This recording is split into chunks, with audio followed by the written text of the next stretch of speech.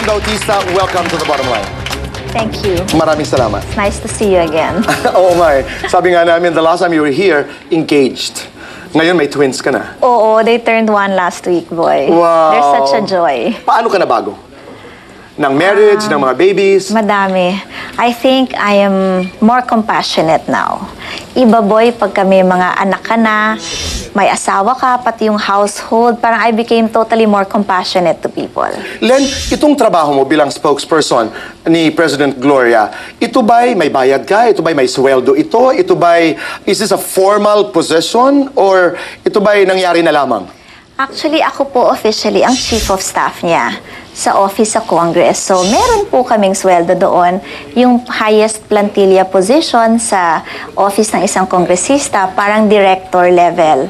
So, yun pong sweldo ko ay yung sweldo ng director level. Okay, pero yung pagiging spokesperson ay... Parang naging incidental na lang, incidental boy, kasi ito. nung Okay. nagsona, parang medyo tumira na si Pangulong Aquino. And of course, she needed to reply, no? Pero kailangan through a spokesperson. Since ako yung kanyang chief of staff, kinausap niya ako kung po pwedeng ako yung magsalita. Isa sa mga sinabi ni Secretary Lacerda ay nakita niyo naman ang nangyari nung isang araw, drama lang ito para magkaroon ng simpatya ang tao kay dating Pangulong Arroyo. Alam mo, boy, gusto kong ituwid yung sinabi ni Secretary Lacerda, no, na sinabi niya, pinayagan kaming gumamit ng tarmac at saka ng Dignitaries Lounge. Ang totoo po niyan, meron kaming staff na nakaantabay sa airport at 2 beses po sinabi sa kanya ng staff sa pass control na denied yung request na akin pong nilagdaan. And nung nalaman po namin, medyo nagtaka kami, no, dahil 5 beses na bumiyahe ang dating Pangulo since she stepped down from Malacanang, and they always accorded her the courtesy of using the tarmac and the Dignitaries Lounge. Humingi kami ng permiso, ngayon pang may sakit siya, nagulat kami, no, na hindi ito ginrant.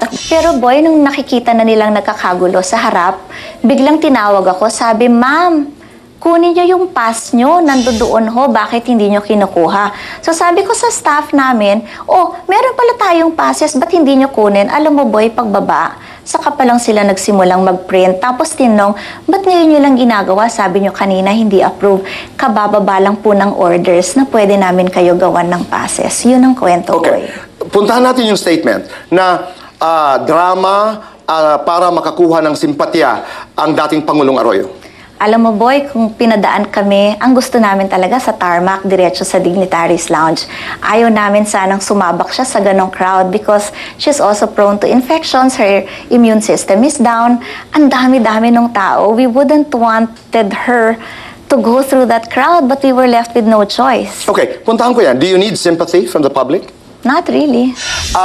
In the papers a few days ago, nabasa ko rin na magpapakulong ang mga abogado ng dating presidente kung siya ay hindi babalik. Ikaw, Len, ano ang iyong pwedeng sabihin sa sambayanan na pag hindi bumalik ang dating presidente, what will you give away? Natanong na sa akin yan, boy. Ang sagot ko, hindi lang ako magpapakulong. Magsasama pa ako ng 2. Isasama ko ang aking kambal. Pag hindi bumalik? Pag hindi bumalik. Okay, pag-usapan natin. May perception na parang napakabigla. I know you've been asked this, because I've been watching your interviews, na parang sobrang mga atat na atat silang umalis. Bakit kailangan right after the decision, pagbaba ng TRO ay kailangan lumabas ka agad? Kasi nga, boy, may confirmed appointment kami ng November 17. It's the 5th resetting. Siyempre, nakakahiya din dun sa doktor. And alam mo naman, boy, kung paano ang mga doctors abroad, no? Hindi pwedeng walk-in. Hindi ka kikitain ng doktor kung wala kang appointment. Tanong ng bayan ito, life-threatening ba talaga ito? Alam mo, boy, kung ang gustong malaman ng mga tao, naghihingalo ba siya, mamamatay ba siya bukas, hindi ganon. She's walking, she's wearing a neck brace. Ang urgency dito, kasi sinabi po ng doktor, sana within